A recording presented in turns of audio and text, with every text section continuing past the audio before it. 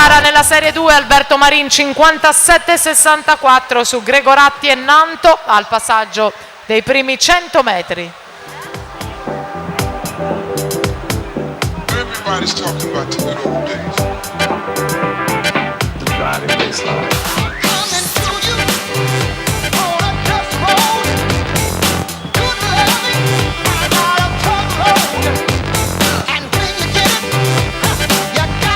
Siamo ai 150 metri di gara della Serie 2, 400 stile libero assoluti. Intanto convochiamo ancora in zona podio, con cortesia, Eleonora Marin, Vittoria Grotto e Eleonora Brotto per le premiazioni.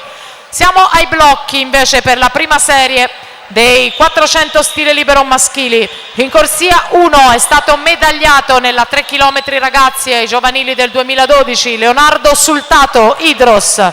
In corsia 2 Andrea Corona, tiro a volo nuoto. In corsia 3 è il vice campione italiano giovanile dei 200 rana Riccardo Cervi, Plenti in Veneto.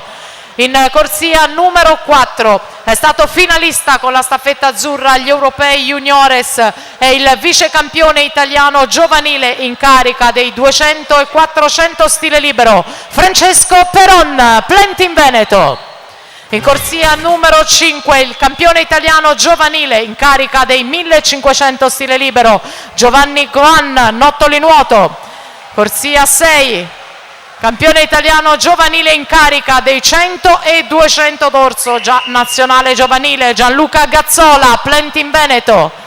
In 7 Matteo Stecca, Plenti in Veneto. In 8 Gabriel Saliu, che è stato argento nei 400 stile libero ai giovanili e ai categoria del 2012 e porta i colori del Mirano Nuoto.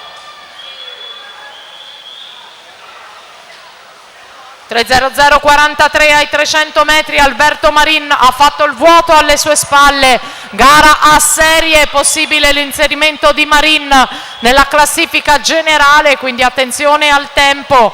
Questa gara, il primato del meeting è di Davide Casarin, 3:57:00.